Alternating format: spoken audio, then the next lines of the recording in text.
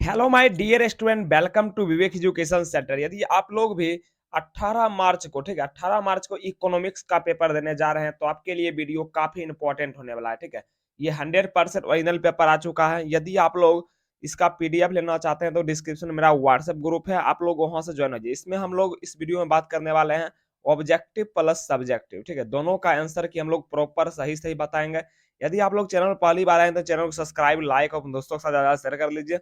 और 12th की तैयारी करने के लिए अभी से ही ज्वाइन कर लीजिए विवेक एजुकेशन सेंटर। ठीक है, आप लोगों का एग्जाम खत्म होने के जस्ट बाद 12th का फाउंडेशन बैच स्टार्ट होने जा रहा है। ठीक है, ये अर्थशास्त्र का सभी का ओरिजिनल पेपर आ चुका है। ठीक है, यदि आप लोगों का कोई भी सब्जेक्ट छूटा हुआ है तो आप लोग चैनल को सब्सक्राइब कर लीजिए और पीडीएफ वगैरह लेना चाहते हैं तो डिस्क्रिप्शन में मेरा व्हाट्सएप ग्रुप है, वहां से आप लोग ज्वाइन हो जाइए। ठीक है, चलिए पहला क्वेश्चन देखिए, इसमें 100% हम लोग सही सही आंसर की बताएंगे। ठीक है, चलिए पहला क्वेश्चन आप लोग देखिएगा। पहला क्वेश्चन क्या है, ब्रिटिश उपनिवेशिक साम्राज्य के केंद्र को क्या कहा, कौन सा देश था? इसका बिल्कुल ही राइट आंसर हो जाएगा एक का ऑप्शन नंबर ए, बांग्लादेश। चलिए अगला क्वेश्चन देखिएगा, 100% सभी का उत्तर सही होगा। ठीक है, आप लोग सभी का आंसर की नोट कर लीजिए। अगला क्वेश्चन है, इंग्लैंड में तेजी से विकसित हो रहे औद्योगिक आधार के लिए कच्चा माल कहां से प्राप्त होता था? दो का बिल्कुल ही राइट आंसर है ऑप्शन नंबर बी, श्रीलंका से।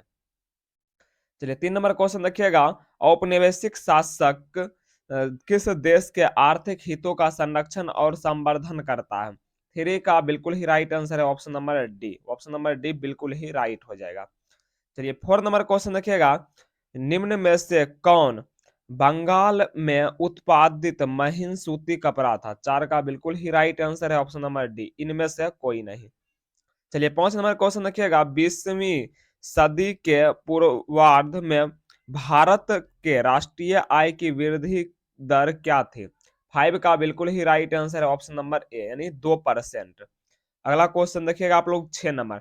यदि आप लोग अभी तक चैनल को सब्सक्राइब नहीं किया तो चैनल को जरूर सब्सक्राइब कर लीजिए और पीडीएफ लेने के लिए डिस्क्रिप्शन में मेरा व्हाट्सएप ग्रुप है, उसे ज्वाइन कर लीजिए और टेलीग्राम ग्रुप को भी। ठीक है, 6 नंबर क्वेश्चन है, ब्रिटिश काल में जमींदारों की किस में रुचि थी?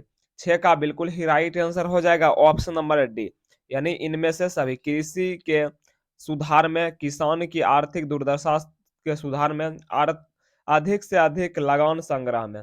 अगला क्वेश्चन देखिएगा आप लोग, किस उद्योग की स्थापना का श्रेय विदेशियों को जाता है? 7 का बिल्कुल ही राइट आंसर है ऑप्शन नंबर डी, पटसन उद्योग। चलिए 8 नंबर क्वेश्चन देखिएगा, औपनिवेशिक भारत में आयात निर्यात व्यापार पर किसका एकाधिकार था? 8 का बिल्कुल ही राइट आंसर है ऑप्शन नंबर ए, यानी भारतीयों का। अगला क्वेश्चन देखिएगा 9 नंबर, 1941 की जनगणना के अनुसार भारत की जीवन प्रत्याशा क्या थी? इसका बिल्कुल ही राइट आंसर है ऑप्शन नंबर ए, 32 वर्ष। अगला क्वेश्चन है, कार्यशील श्रमिकों की कार्यशील श्रमिकों की दृष्टि से औपनिवेशिक भारत का सबसे बड़ा व्यवसाय क्या था? 10 का बिल्कुल ही राइट आंसर है ऑप्शन नंबर सी, यानी सेवा क्षेत्र। अगला क्वेश्चन देखिएगा 11 नंबर, आप लोग फटाफट नोट कर लीजिए आंसर के। अगला क्वेश्चन है, भारत अगला क्वेश्चन देखिएगा आप लोग, निम्न में से किसे अंग्रेजों का सबसे महत्वपूर्ण योगदान माना जाता है? 11 का बिल्कुल ही राइट आंसर है ऑप्शन नंबर सी, यानी रेल परिवहन को।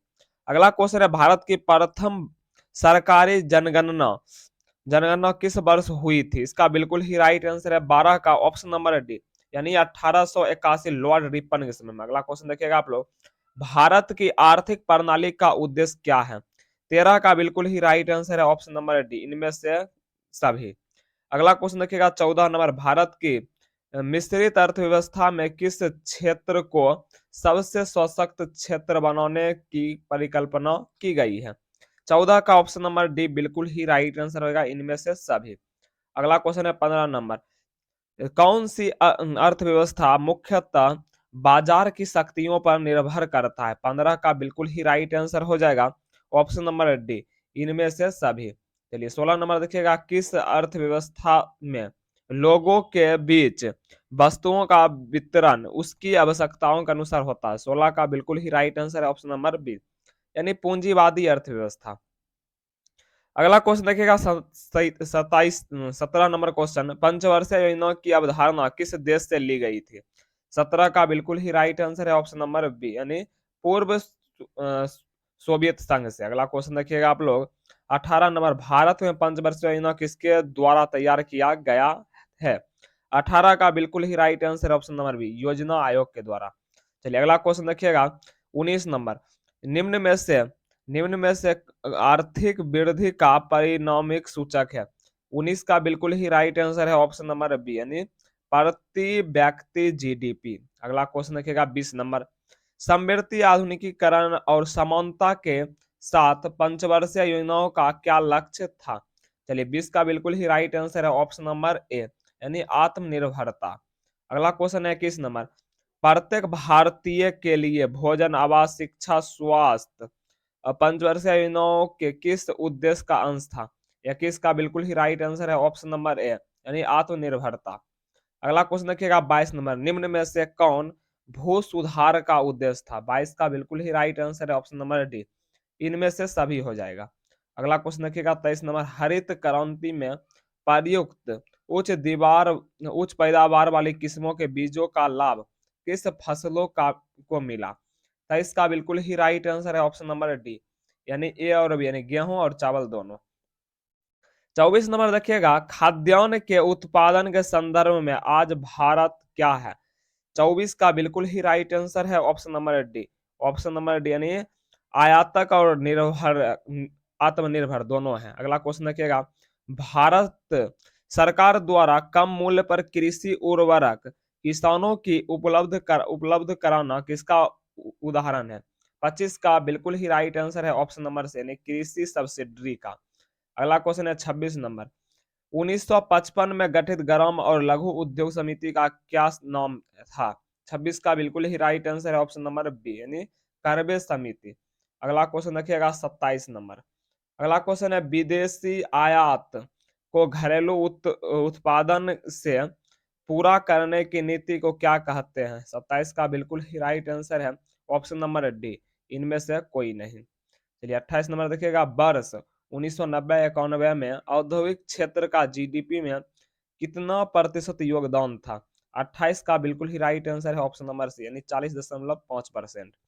अगला क्वेश्चन है, भारतीय अर्थव्यवस्था को पहले की अपेक्षा और अधिक सफल बनाने के लिए नई आर्थिक नीति कब शुरू की गई? 29 का बिल्कुल ही राइट आंसर है ऑप्शन नंबर सी, 1991।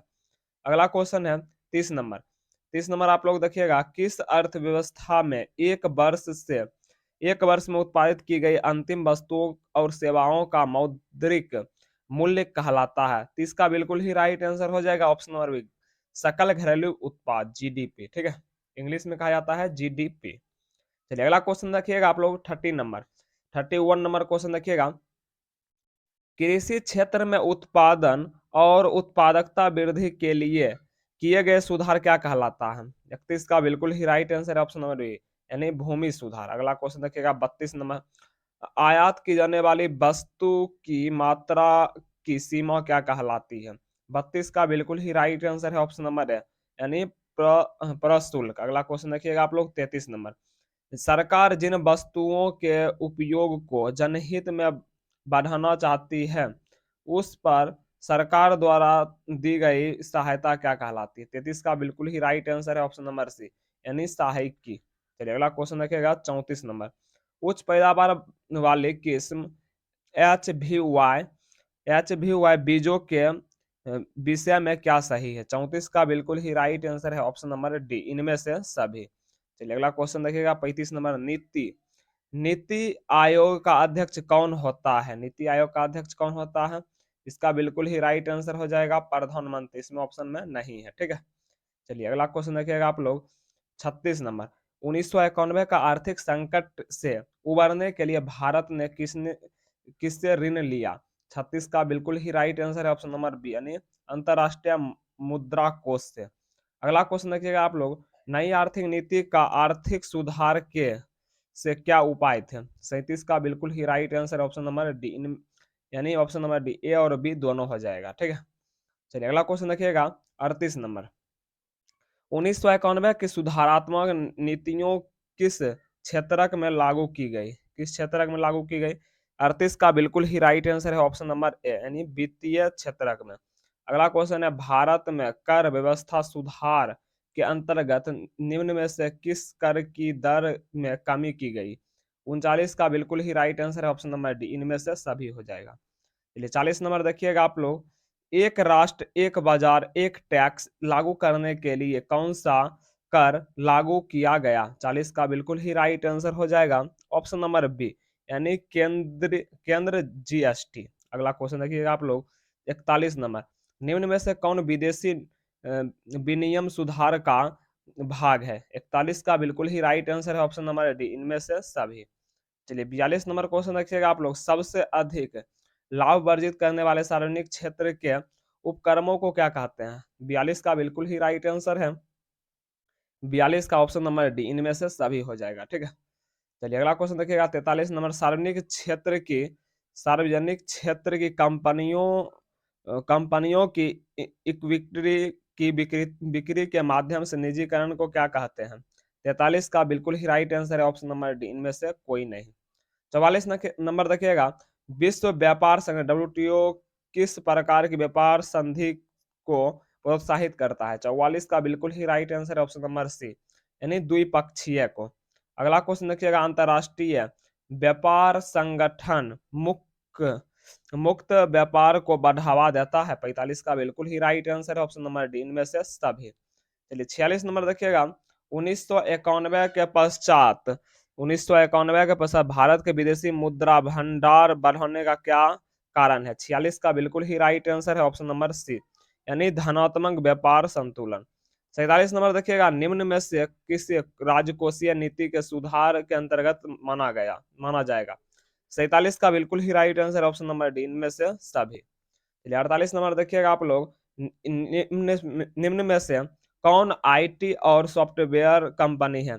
48 का बिल्कुल ही राइट आंसर है ऑप्शन नंबर है टाटा, यानी टीसीएस। चलिए अगला क्वेश्चन देखिएगा 49 नंबर, वर्तमान में भारत के किस पड़ोसी देश के भुगतान संतुलन की समस्या है? इसका बिल्कुल ही राइट आंसर है ऑप्शन नंबर डी, यानी 49 का ऑप्शन नंबर डी बिल्कुल ही राइट है। 50 देखिएगा, मानव पूंजी के प्रमुख घटक कितने हैं? मानव पूंजी के प्रमुख घटक कौन है? इसका बिल्कुल ही राइट आंसर हो जाएगा 50 का, आप लोग नोट कीजिएगा ऑप्शन नंबर डी, यानी ये सभी हो जाएगा। ठीक है, चलिए 51 नंबर देखिएगा आप लोग, 51 का, मानव पूंजी पूंजी विकास के लिए इस किसमें निवेश लाभ आवश्यक है? इसका बिल्कुल ही राइट आंसर है ऑप्शन नंबर डी, इनमें सभी। 52 नंबर देखिएगा, मानव पूंजी का संवर्धन किसको प्रोत्साहित करता है? 52 का बिल्कुल ही राइट आंसर है ऑप्शन नंबर ए, यानी नवीन प्रौद्योगिकी स्वंगीकरण। मैं आशा करता हूं आप लोगों ने 52 क्वेश्चन का, आप लोगों को 85 क्वेश्चन बनाना रहता है। ठीक है, आप लोगों को 52 क्वेश्चन का आंसर नोट कर लिए होंगे। ठीक है, यदि आप लोग सब्जेक्टिव का चाहते हैं तो आप लोग चैनल को सब्सक्राइब करके रखिए, बहुत ही जल्द सब्जेक्टिव का भी वीडियो आ रहा है। ठीक है, आज के लिए इतना ही। पीडीएफ लेना चाहते हैं तो डिस्क्रिप्शन में मेरा व्हाट्सएप ग्रुप है, आप लोग उससे ज्वाइन कर लीजिए। ठीक है।